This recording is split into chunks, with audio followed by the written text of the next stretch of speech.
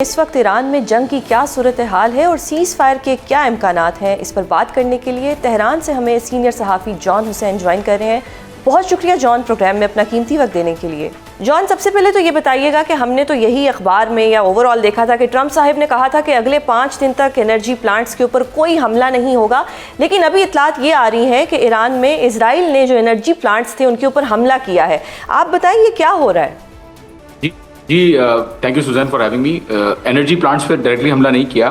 जो gas building authority है और एक गैस स्टेशन है जिसके अंदर से पाइपलाइन भी कहा जाता है कि जाती है, उसके ऊपर हमला किया गया है और उसके रद्द अमल में ईरान ने जो है वो जवाबी कार्रवाई भी जो की। रात को आपको नजर आ गया होगा कुवैत के अंदर, यूएई के अंदर, सऊदी अरब के अंदर किस तरीके की कार्रवाई है और साथ ही साथ शदीद हमले इसराइल के अंदर। लोग अंडर एस्टिमेट करते हैं कि शायद इसराइल के ऊपर अटैक नहीं हो रहा, शदीद हमले इसराइल के तमाम south, central, north, east, west तमाम जगहों पे जो ऑक्यूपाइड टेरिटरीज हैं उनके ऊपर हमले किए गए हैं। तो ट्रंप साहब जो बात की उन्होंने 2 घंटे स्टॉक एक्सचेंज खुलने से 2 घंटे पहले जो उन्होंने स्टेटमेंट दिया, उसका मकसद सिर्फ और सिर्फ ये था कि ऑयल प्राइसेस जो है उनको कम किया जाए। लेकिन ये एक हद तक ही ये काम कर सकते हैं। ये अपनी ख्याली दुनिया में जितनी भी चीज़ें कर रहे हैं, इनके ख्याल में कल को जो है वो डील भी, मुझे लग रहा है कि ये ख्वाब में डील भी करके आ जाएंगे और ये कहेंगे कि मैंने डील कर ली, अब मैं ईरान से निकल रहा हूँ वापस। लेकिन ऑन ग्राउंड रियलिटीज ये है कि अभी भी मिसाइलें दागी जा रही हैं इसराइल के ऊपर इस वक्त जब मैं आपसे बात कर रहा हूँ। सो ये क्या रीज़न आपको लगता है कि ये ड्यूल फेस क्यों है? मतलब ट्रंप साहब तो बड़े ऑथेंटिक इंसान बनते हैं। अगर उन्होंने कहा था कि जी अब हम कोई हमला नहीं करेंगे या 5 दिन के लिए तो कुछ नहीं होगा खास तौर पे, तो फिर अचानक से क्या हो जाता है इनको? देखें, एक डिफेंस मैकेनिज्म है जिसको कहते हैं प्रोजेक्शन। डोनाल्ड ट्रंप की पर्सनालिटी अगर एनालाइज करें, अगर कोई साइकोलॉजिस्ट बैठ के एनालाइज करे तो उसको नजर आएगा कि बार बार जो डोनाल्ड ट्रंप कहता है कि मुझसे ईरान बात करना चाहता है, मुझसे ईरान बात करना चाहता है, मैंने डील बहुत अच्छी, मैंने बातचीत कर ली है, तो ये सारी वो ख्वाहिशें हैं जो वो इजहार करते हैं अपने स्टेटमेंट्स के थ्रू। उनको कभी कभार तो खुद भी नहीं पता होता कि वो क्या बात कर रहे हैं। तो एक साथ में बहुत सारे स्टेटमेंट्स। तो इसका मतलब है ईरान का ट्रस्ट इशू तो होगा। जी एब्सोल्युटली, ईरान का ट्रस्ट इशू तो जाहिर है। तीन दफा नेगोशिएशंस, एक दफा आपने जीसीपीओ एग्रीमेंट को जो है वो फेंक दिया, दूसरी 2 दफा आपने नेगोशिएट करके जंग कर ली और तीसरी दफा में तो आपने आयतुल्लाह खामनाई को शहीद किया है। बहुत बड़ी बात है। तो ईरान ने, जैसे कि अभी सिचुएशन नजर आ रही है, एक कतरा भी, 1 मिलीलीटर भी जो है वो बूंद अमेरिका को पास नहीं करवाने दिया, अमेरिका या उसके एलाइज को, और ईरान जो है ड्राइविंग सीट पर बैठा हुआ है सारी चीज़ों के अंदर। अच्छा, एक और चीज़ बताइएगा, सीज़ फायर की बात हो रही है, जंग रुकवाने की बात हो रही है, पाकिस्तान का भी नाम आ रहा है, इजिप्ट, टर्की का भी, कि जी सीज़ फायर के लिए सालसी का किरदार पाकिस्तान भी अदा कर सकता है। अब मुझे बताएं कि क्या ईरान ने किसी को नॉमिनेट किया है कि वो मुज़ाकरात करें, बैठे मुज़ाकरात की टेबल के ऊपर? जी सुजैन, ईरान ने इस वक्त शाहिद, गदर, इमाद, ये सारे ऑफिशियल्स हैं और कहा जा रहा है कि इन सारे ऑफिशियल्स को, खैबर शिकन को भी नॉमिनेट किया है और मुतअद्दिद जो है तफसीलात आ रही हैं कि अब शायद अनऑफिशियल सोर्सेज से कहा जा रहा है कि खुर्रमशहर 4 और सिजील भी इन मुज़ाकरात में शामिल होंगे। देखें, ये जो बातें ट्रंप कहता है कि बात हो रही है और जो खबरों से फैलाया जाता है, बिल्कुल पाकिस्तान कोशिश कर रहा है।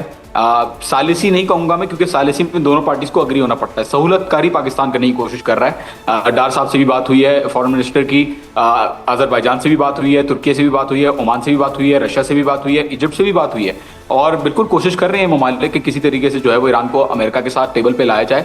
लेकिन पहले, जब जंग से पहले ये मुल्कों ने कोशिश की तो अमेरिका ने नहीं सुनी बात। तो कोई गारंटी, जब तक अमेरिका खाली नहीं करता बेसिस को, कोई गारंटी ईरान को समझ में नहीं आ रही कि बात करके फिर दोबारा 2-3 महीने बाद ये हमला ना करना शुरू हो जाए। क्योंकि ये जो अभी नजर आ रहा है जंग के अंदर, अगर बैकडोर पे बात हो भी रही होती तो जंग के अंदर कोई शिद्दत में कमी नजर आ रही होती, अटैक्स दोनों पार्टीज रोकती थी। भले वो माचोइज्म जो है वो पॉलिटिकल लेवल पे दिखा रहे होते हैं, लेकिन इनडायरेक्ट टॉक्स के अंदर भी नजर आता है कि दोनों पार्टीज कुछ प्रिंसिपल्स के ऊपर अग्री कर लेती हैं। उसके ऊपर भी सेटलमेंट ईरान ने नहीं किया और ईरान ने तो कहा है, जैसे कि जुल्फिकारी जो इनके स्पोक्स पर्सन है, उन्होंने जिस तरीके से कहा है कि ट्वीट्स पे जंग नहीं लड़ी जाती, ग्राउंड पे जंग लड़ी जाती है और ये आए तो बहुत, ये जब चाहें ये हमला नहीं करेंगे, जब चाहे हमला कर दिया, जब चाहे बंद कर दिया, ऐसे नहीं चलेगा। ईरान जो है वो कंटिन्यू रखेगा मारना, क्योंकि जाहिर है एक अब जो है वो बहुत हो गया ईरान के लिए कि उन्होंने सैंक्शंस भी बर्दाश्त की और जंगें भी बर्दाश्त की। तो अब ये बर्दाश्त बिल्कुल भी नहीं करेंगे। प्री कंडीशंस ईरान ने दे दी हैं, मुझे जो ऑफिशियल ने बताया, बोला प्री कंडीशंस दे दी हैं। अगर उन प्री कंडीशन को माना जाता है उसके बाद कुछ हो सकता है। कंफ्यूजन पता है कहाँ आ रहा है कि एक टाइम पे ट्रंप साहब फरमाते हैं कि जी अब हम 5 दिन के लिए रोक देंगे, जिससे यही इंप्रेशन मिलता है कि जी क्योंकि ईरान, डेफिनेटली ईरान इस वक्त एक पोजीशन में है लेकिन ऑन द अदर हैंड फिर शायद कोई मूड स्विंग उनको ऐसा आता है कि वो इजराइल से कहते हैं चलो जी अब हमला कर दो। तो ये कन्फ्यूजन बहुत ज़्यादा आ रही है कि होना क्या है, ट्रंप साहब क्या चाहते हैं। यहाँ पे मैं एक और सवाल आपसे करना चाहूँगी कि इंटरनेशनल मीडिया ये क्लेम कर रहा है कि पाकिस्तान में शायद जो टॉक्स हैं वो हो सकती हैं। डू यू थिंक कि ऐसा पॉसिबल है कि पाकिस्तान होस्ट करेगा, मुज़ाकरात पे बिठा सकेगा पाकिस्तान जो है यूएसए को और ईरान को, ताकि वो बैठे, ताकि इशू सॉर्ट आउट हो ना, क्योंकि every time there is a new story. Pakistan ने बड़ा अच्छा किरदार जो है रखा है जंग के अंदर कि वो इन्वॉल्व नहीं हुआ अभी तक। ये बड़ी सऊदी अरब के साथ ये बड़ी अच्छी बात है। पाकिस्तान बड़े अच्छे तरीके से स्ट्रेटेजिकली इसको अपने मेंटेन कर रहा है डिप्लोमेसी को। बहरहाल मुझे नहीं लगता, कोशिश जरूर कर रहा है पाकिस्तान कि दोनों पार्टीज को बिठाया जाए, लेकिन मुझे नहीं लगता ये कोशिशें कामयाब होंगी सुजैन, क्योंकि ईरानी जो है इस वक्त बैठने के लिए बिल्कुल भी तैयार नहीं है। और जैसा कि मैंने पहले कहा, कोई गारंटी नहीं है कि आज बैठ जाए, जंग खत्म हो जाए और 3 महीने बाद दोबारा जंग ना कर लें इजराइल और अमेरिका।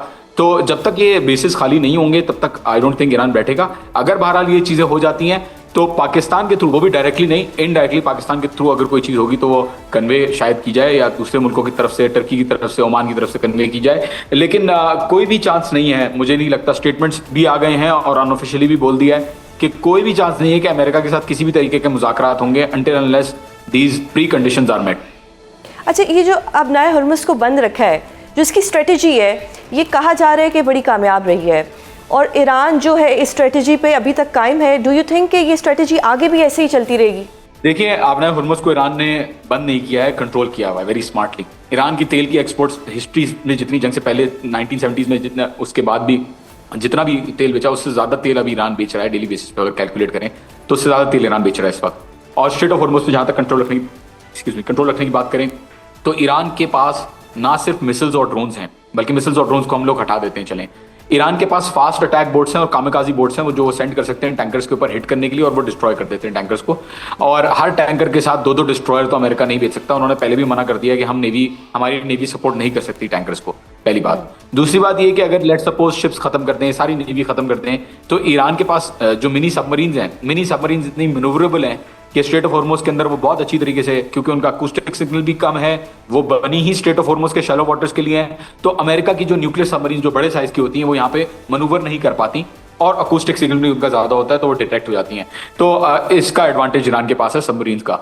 तीसरी चीज, चलें उसको भी हटा दें सबमरीन्स को, तो तीसरी चीज जो है वो माइंस बचती है। माइनिंग जो है वो ईरान कर सकता है, और माइनिंग करने के लिए कोई कश्ती बड़ी भी नहीं चाहिए। माइनिंग जो है वो छोटी कश्तियों के ऊपर भी हो सकती है, और एक माइन भी, अगर 1-2 माइनों का भी खर्चा हुआ किसी टैंकर को तो, या वेसल को, तो वो आगे नहीं बढ़ेंगे क्योंकि उसकी कॉस्ट इतनी ज्यादा होती है। तो ईरान इनडेफिनेटली, देखें सुजैन, जब एक मुट्ठी बराबर हुदी अमेरिका को 2023 से लेकर 2025 तक रुला सकते हैं रेड सी के अंदर, बाबल मंदब के अंदर 176 वेसल्स को डिस्ट्रॉय कर सकते हैं, एलियात पोर्ट को बैंकरप्ट कर सकते हैं, तो आई थिंक, और अमेरिका ने फिर सीज फायर की, बोला भाई प्लीज आप हमें ना मारें, हम आपको नहीं मारेंगे। तो आई थिंक ईरान के पास ये कैपेसिटी है कि इनडेफिनेटली स्ट्रेट ऑफ हॉर्मुज़ को एटलीस्ट बंद करके रख सकता है। जॉन, आपके जज्बे से तो ऐसा लग रहा है कि ईरान फुली प्रिपेयर्ड है, चाहे अगले 10 साल जंग चले, ईरान जो है वो तैयार है 10 साल जंग चलाने के लिए। देखिए हम लोग को एज जर्नलिस्ट हम लोग को हक़ाइक़ बताने चाहिए, और बिल्कुल हक़ाइक़ बताने चाहिए, और लेकिन साथ साथ हम इंसान भी हैं। जज्बात अपनी जगह होते हैं, अलग रखते हैं जज्बात को। मैं जो बात करूंगा वो फैक्चुअली करूंगा, हक़ाइक़ के ऊपर, दलील के ऊपर बेस करने की कोशिश करूंगा, लेकिन इससे आई थिंक जज्बात से आई थिंक ताल्लुक नहीं है हक़ाइक़ का।